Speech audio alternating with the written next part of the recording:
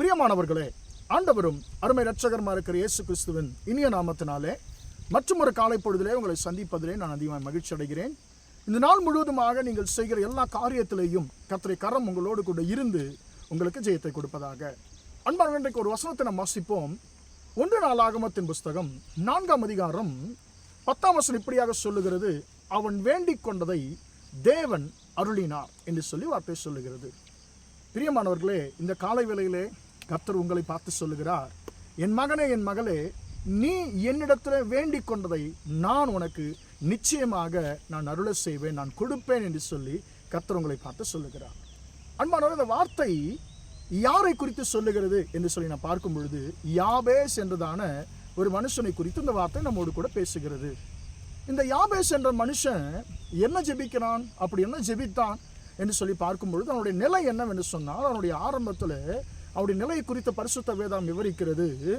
2 வசனத்தில் அந்த மனுஷனுடைய வாழ்க்கை முழுவதுமாக சொல்லி முடிக்கப்படுகிறது.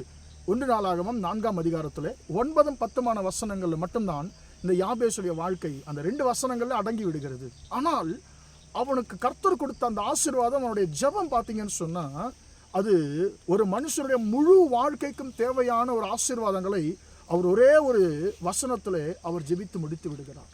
அவர் என்ன ஜெபிக்கிறார், அவருடைய வாழ்க்கை என்ன என்று சொல்லி பார்க்கும் பொழுது, அவன் தாய் நான் துக்கத்தோடு அவனை பெற்றேன் என்று சொல்லி அவனுக்கு துக்கம் என்றே பெயரிட்டு விடுகிறார். துக்கம், யாபேஸ் என்று சொன்னால் துக்கத்தின் மகன் என்று சொல்லி அர்த்தம். அப்போது அவன் வளர்ந்து வரும்பொழுது எல்லோருமே அவனை பார்த்து என்ன சொல்லியிருப்பாங்க, இவன் ஆசீர்வாதம் இல்லாதவன். நம்முடைய பாஷையில் சொல்ல வேண்டும் என்று சொன்னால், இவன் ராசி இல்லாதவன். இவனை பார்க்கும்போது நம்ம சொல்லுவாங்க இல்லைங்களா, இந்த நாட்களில், ஐயோ எதிர வந்துட்டாங்கண்ணே, இனி போகிற காரியம் உருப்படுமான்னு தெரியாது, வாய்க்குமான்னு தெரியாது, ஏன்னு சொன்னால் இவன் ஒரு தரித்திரம் பிடிச்சவன், இவன் சபிக்கப்பட்டவன், இவன் ஆசீர்வாதம் இல்லாதவன் என்று சொல்லி இன்றைக்கு ஒரு சிலரை குறித்து சொல்லுகிறதை நாம் கேள்விப்பட்டிருக்கிறோம்.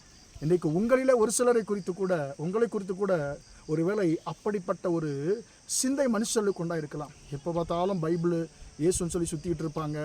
இவனை முகத்தை பார்த்தா என்ன நடக்கும், போன காரியம் உருப்படுமா, இவனே ஆசீர்வாதம் இல்லாதவன்னு சொல்லி உங்களை குறித்து சொல்லுகிறார்களா? அதே நிலை தான் யாபேசுக்கு இருந்தது. தாய் ஒரு மகனுக்கு துக்கம் என்று சொல்லி பெயரிடுகிறான்.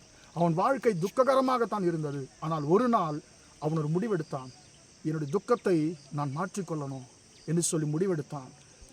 ஆண்டவரிடத்தில் போனான், ஆண்டவரே என்னை ஆசீர்வதிங்க, என் எல்லைகளை பெரிதாக்குங்க ஆண்டவரே, என்னுடைய வாழ்க்கையை காணப்படுகிற தீங்கு எல்லாவற்றையும் என்னை விட்டு நீக்கி போடுங்க ஆண்டவர் சொல்லி ஜெபிக்கிறான். வசனம் சொல்லுகிறது, அவன் வேண்டிக் கொண்டதை தேவன் அருளினார். இன்றைக்கி நீங்கள் வேண்டிக் கொள்ளுகிறதையும் கர்த்தர் உங்களுக்கு அருள் செய்ய போகிறார். யாபேசுடைய துக்க வாழ்க்கை கர்த்தர் மாற்றினார். அவனுடைய வாழ்க்கை என்ன நடந்தது, அவன் சகோதரர்களை பார்க்கிலும் அவன் கனம் பெற்றவனாய் மாறிப்போனான். எனவே உங்கள் வாழ்க்கையும் கர்த்தர் நிச்சயமாக மாற்றுவார்.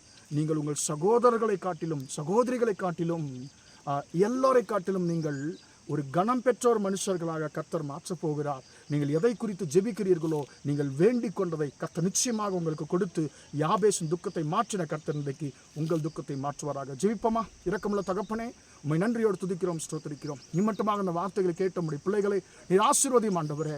அவன் வேண்டிக் கொண்டதை தேவன் அருளினான்ற வார்த்தையின்படி இன்றைக்கு ஆண்டவரே, எங்கள் சகோதர சகோதரிகள் உம்மிடத்தில் வேண்டிக் கொள்ளுகிற எல்லா காரியங்களையும் கர்த்தாவே நீர் உம்முடைய பிள்ளைகளுக்கு கொடுத்து நீர் ஆசீர்வதிக்கும்படியாய் இயேசு நாமத்தில் ஜெபிக்கிறோம் பிதாவே. ஆமேன், ஆமேன். பிரியமான கர்த்தர் உங்களை ஆசீர்வதிப்பார். Praise the Lord, praise the Lord.